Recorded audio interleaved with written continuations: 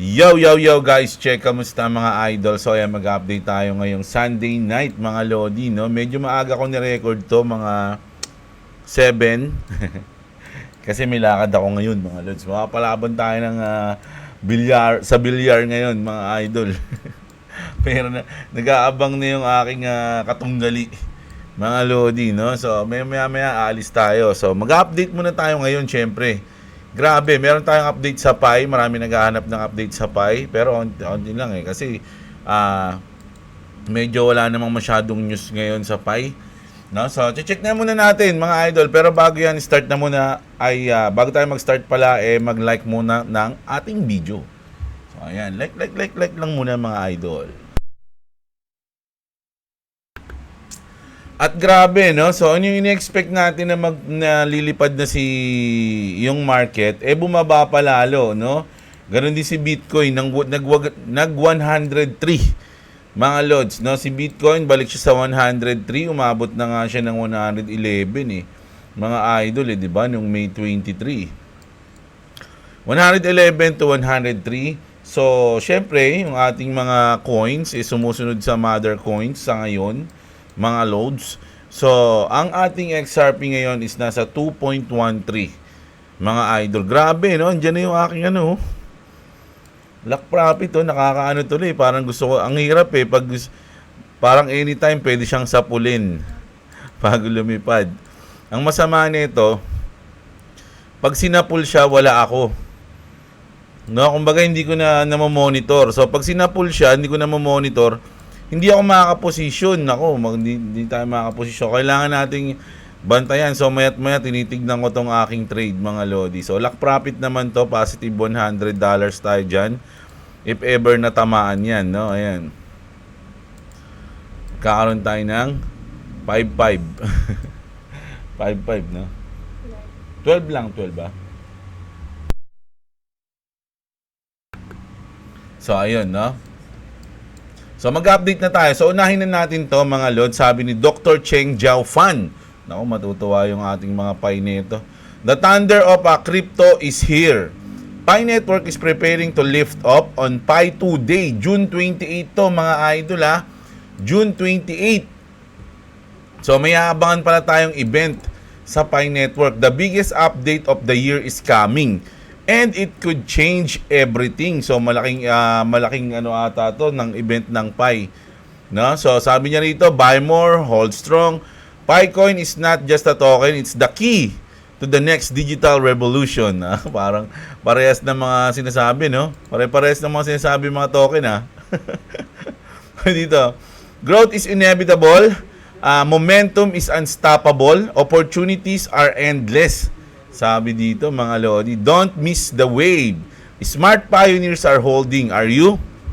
Ako, halos sa 5 years na ata ako nag-hold o 4 years.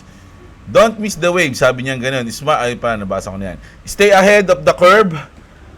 Join our official Telegram. So, yung mga, alam nyo, yung mga talagang mga solid na Pi community, meron talaga silang mga Telegram dyan. Meron silang mga group chat,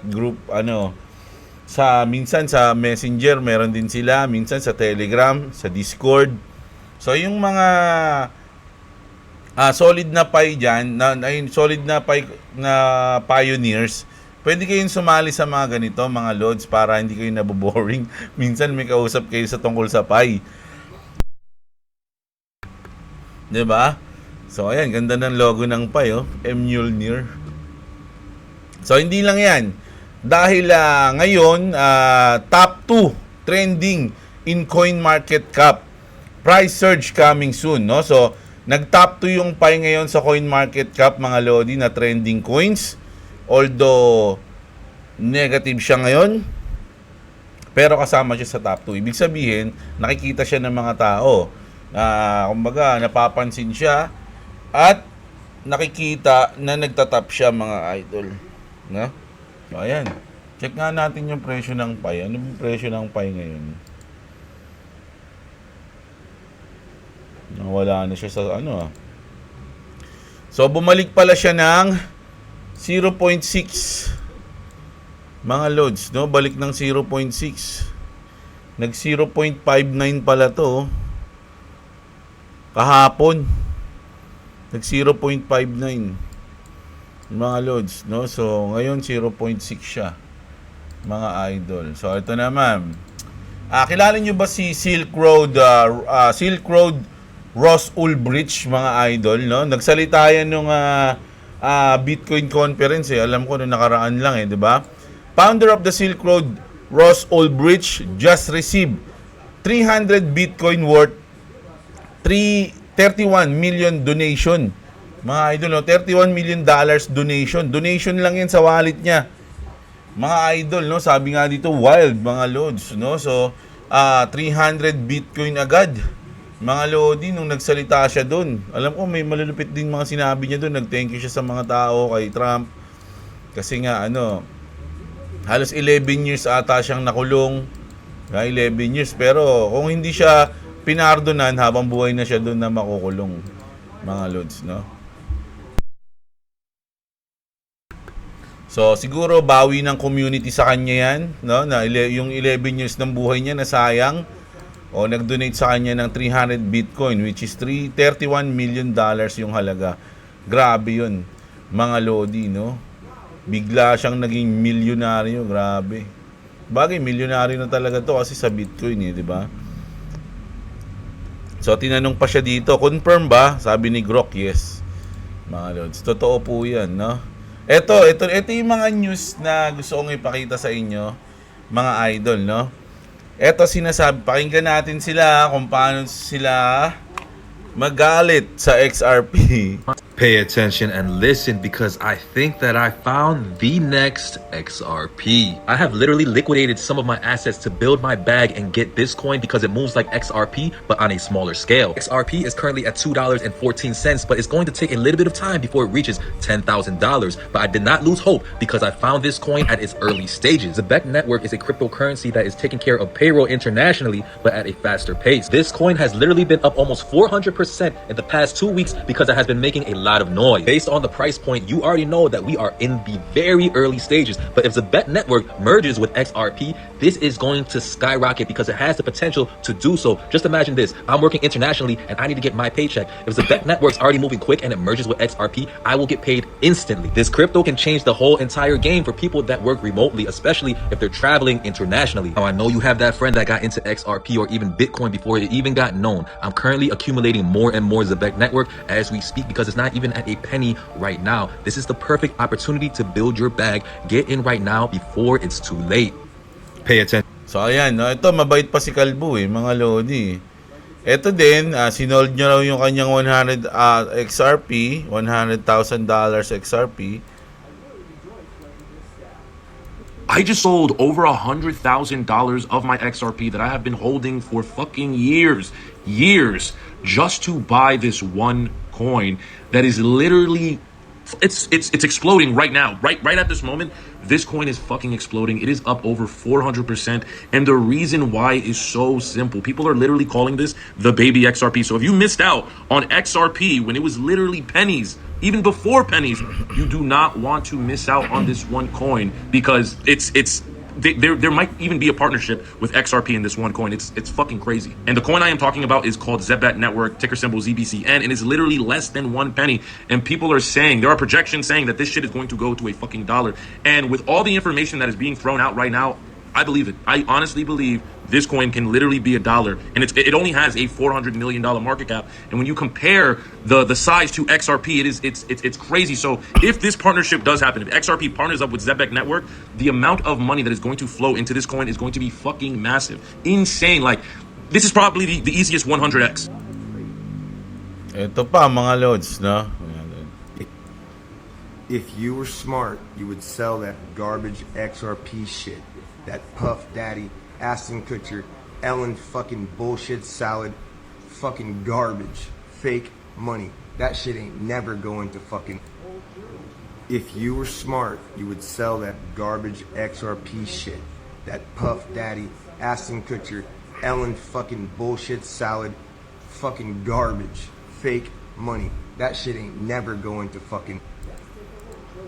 Sabi dito mga idol ni Money Lab XRP, sabi niya, another loser in the space said he sold all XRP because it is garbage, no?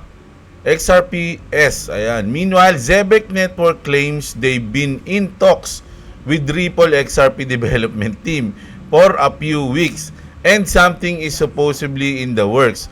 If you're really working together, you wouldn't be paying these low-class shields to pump your coin, no, while telling people you dump your XRP. So ayan yung mga sinasabi nila, mga lods, no? Sa akin bahala sila diyan. Nako, marami naman normal na to sa space, mga lod sa crypto world. Normal na yung mga ganyan, yung mga nagsi-shield ng coins para i-boost yung isang coins, para alam niyo, para lumaki. At pwede nilang mabenta yung bag nila pag tumaas na yung isang coins na meron sila, di ba?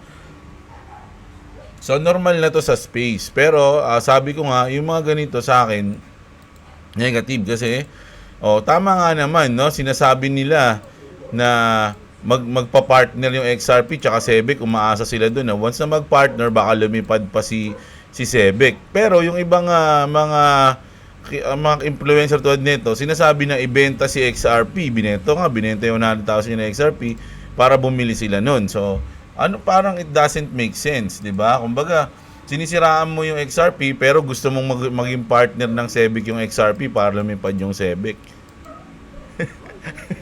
Ang kulit no? Pero hindi ko sinasabing pangit yung Sebek Sa tingin ko nga baka bumili ako nito Pero ang pangit lang nung way para i-promote nila yung coins, mga lodi. Nandun lang ako sa part na yon. Hindi ko sinasabing pangit sila. Pangit yung Sebek network. Sinasabi ko, ang pangit nung ginagawa ng mga ibang influencer na ba't pa nila kailangang sabihin na ibenta yung ganyan, ibenta nyo yung XRP nyo, garbage yung XRP, tapos gusto nyo rin pala magpag-partner sa XRP. So, ang gulo, di ba? So, ito naman, sabi dito ni Waters Above, mga lodi, which is naayon sa sitwasyon ngayon, no? The bottom on XRP should be in by June 4 or June 6.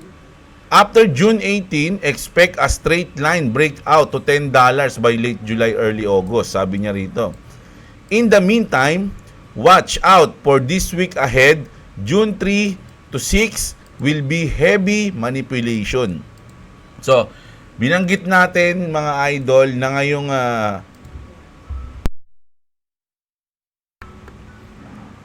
ngayong week medyo magiging volatile talaga, mga lods, kasi magkakaroon tayo ng maraming event. Ayan, no? Kita niyo yan, no, mga lodi. So Tuesday, bukas pa lang. Mamaya nga to mamayang madaling araw to, mamayang alauna ng madaling araw magkasalita si Chair Powell. Tas bukas ng gabi yung job opening. Di ba? Wednesday naman PMI, Thursday unemployment claim. So ngayong linggo to hanggang Friday, mga lodi. Tas magpapahinga lang tayo ng Saturday, Sunday, Monday, pahinga yan. Tapos balik na tayo sa pagiging volatile ulit kasi magkakaroon tayo ng CPI sa 11, PPI sa 12, at inflation expectation naman sa Friday. No? So marami tayo ngayong June, medyo marami tayong event, mga lodi, lalong-lalo na ngayong linggo. So ayun yung ini-expect dito siguro ni Waters Above. Pero hindi natin sure kung totoo yung sinabi niya rito na pagdating ng June 18, expect a straight line breakout to $10, no? So pero it doesn't matter naman kasi kung mangyari man yan o hindi, o mas matagal pa bago mangyari, okay lang kasi tuloy-tuloy lang naman tayo nagbubudega, mga idol, no?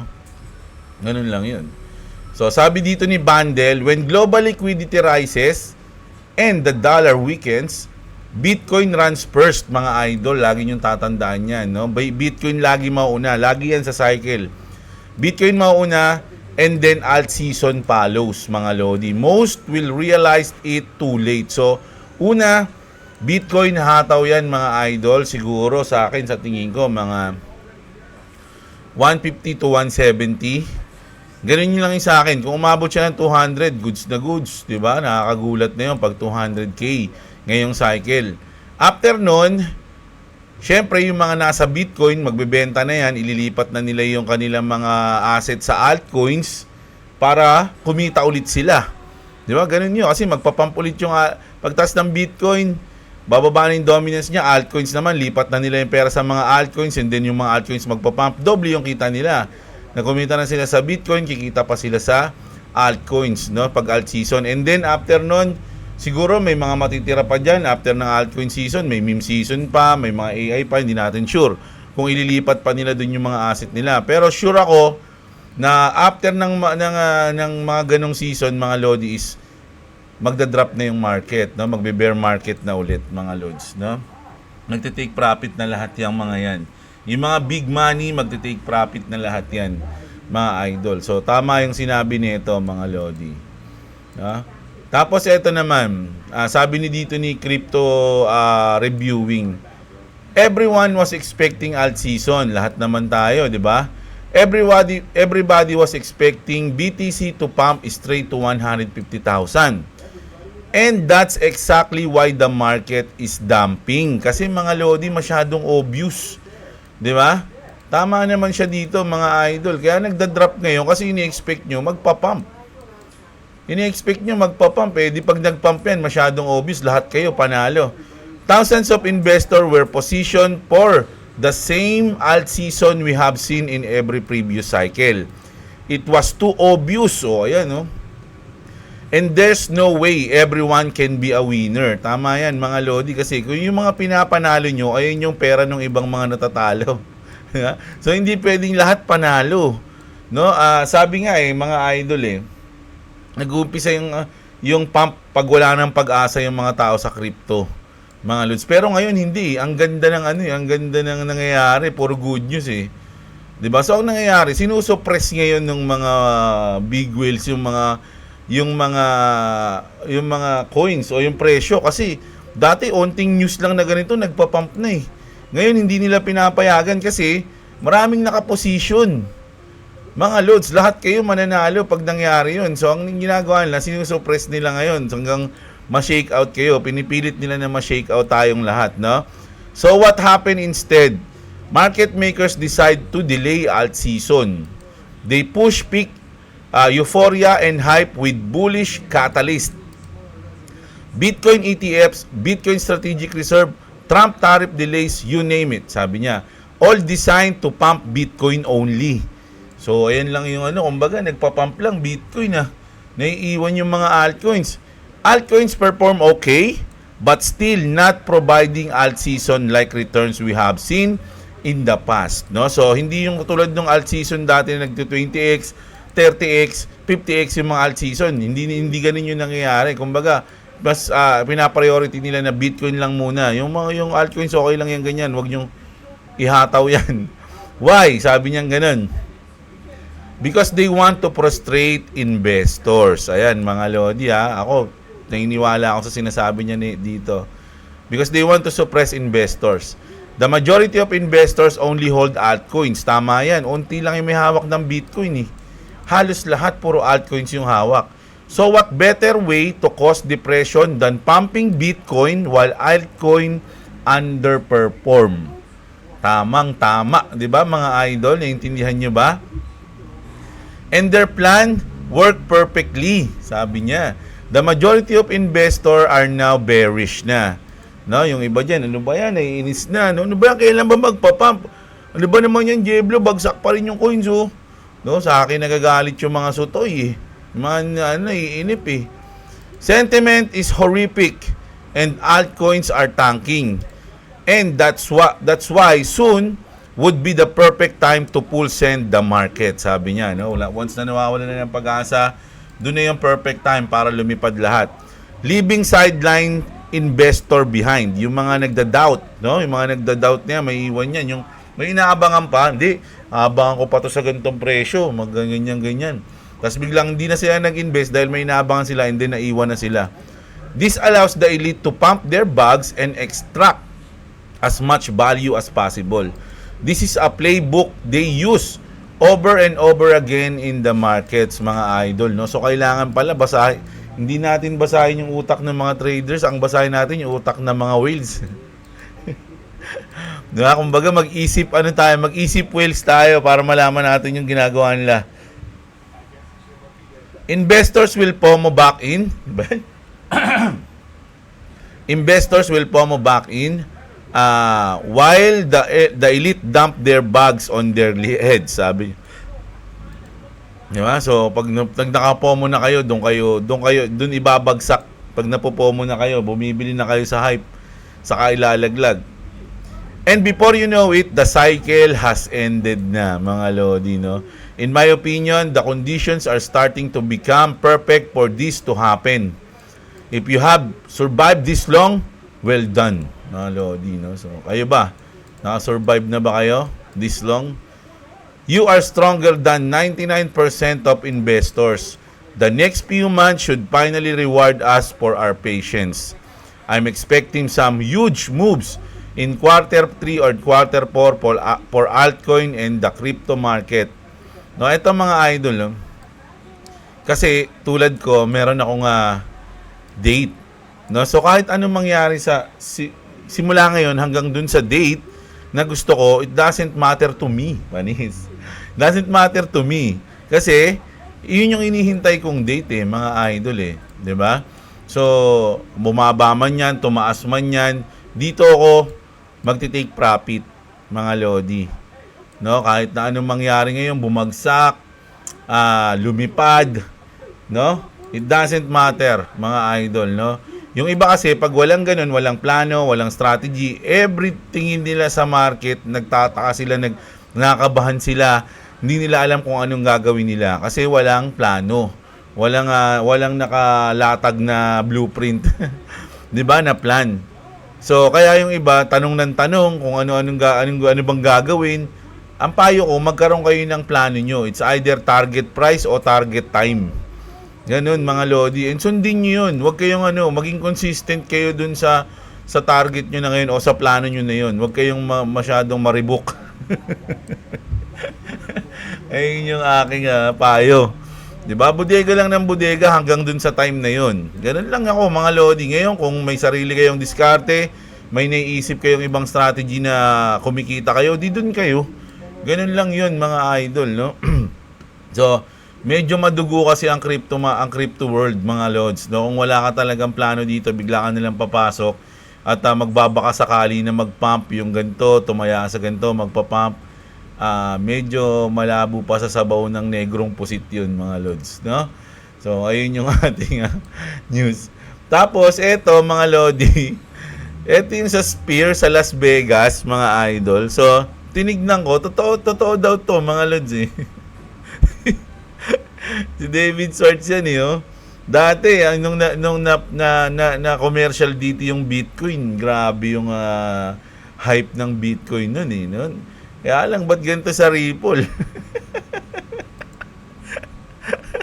Nag-comment pa si Brad Garlinghouse, so, love this, oh.